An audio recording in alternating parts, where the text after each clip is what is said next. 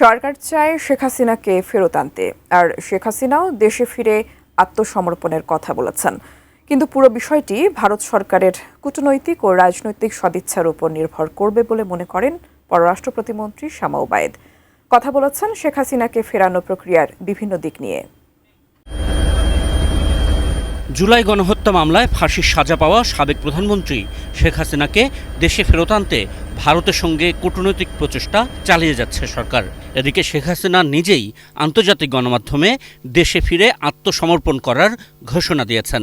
শেখ হাসিনাকে বাংলাদেশে আনা বা তার আসার প্রক্রিয়া সম্পূর্ণ হবে কিভাবে, এতে বাধাই বা কি? সেটা অবশ্যই ভারতের সরকারের সাহায্যেই হবে। ভারতের সরকারের এখানে একটা রোল আছে। অবশ্যই রাজনৈতিক সদিচ্ছা, ডিপ্লোম্যাটিক সদিচ্ছা, সব ধরনের সদিচ্ছায় প্রয়োজন। তা আমরা আশা করব ভারত সরকার এটা বাংলাদেশ সরকার থেকে আমরা যে বারবার তাদের সাথে যোগাযোগ করছি, আমরা চিঠি দিচ্ছি, সেগুলো তারা রেসপন্ড করবে এবং এই ডিপ্লোম্যাটিক চ্যানেলে আরও ত্বরান্বিত করে তাদেরকে ফিরিয়ে দেওয়ার ব্যবস্থা করবে। বৃহস্পতিবার পররাষ্ট্র মন্ত্রণালয়ে সাংবাদিকদের এ সংক্রান্ত প্রশ্নের উত্তর দেন প্রতিমন্ত্রী শামা ওবায়েদ। জানান, শেখ হাসিনার বাংলাদেশে প্রবেশে অন্তত ছবিযুক্ত একটি পরিচয়পত্র বা পাস সরকারকে ইস্যু করতে হবে।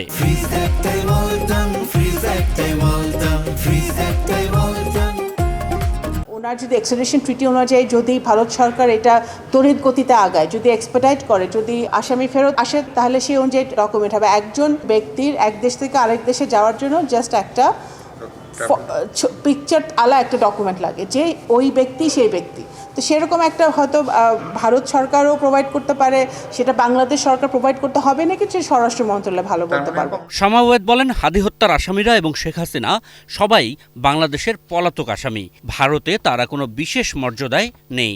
হাসিনার মতো আসামি, যেমন হাদি হত্যার আসামি, এরা যে ভারতে আছে,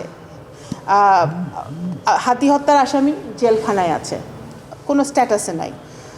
হাসিনা পালিয়ে গিয়ে ভারতে আছে, কোনো স্ট্যাটাসে নাই। এদিকে শেখ হাসিনা ইস্যু ছাড়াও ভারতের সঙ্গে সম্পর্কের নানা ইস্যু আছে, তাই দ্বিপাক্ষিক সম্পর্ক একটি বিষয়ে আটকে থাকবে না বলে জানান প্রতিমন্ত্রী। সেই ক্ষেত্রে আমি মনে করি না এখানে ভারত আর বাংলাদেশের সম্পর্কের কোনো ব্যাঘাত ঘটবে। সম্পর্ক তো সম্পর্কের জায়গায় থাকবেই, এবং আমাদের এক্সচেঞ্জ থাকবে, আমাদের ডায়ালগ চলমান থাকবে, যেটা চলমান আছে। হ্যাঁ, আপনারা দেখবেন যে বিমস্টেকের একটা মিটিংয়ে আমাদের প্রতিরক্ষা উপদেষ্টা ভিজিট করছে। তো এটা তো একটা চলমান প্রক্রিয়া। আশিকুর রহমান অপু, এটি নিউজ, ঢাকা। বাংলাদেশের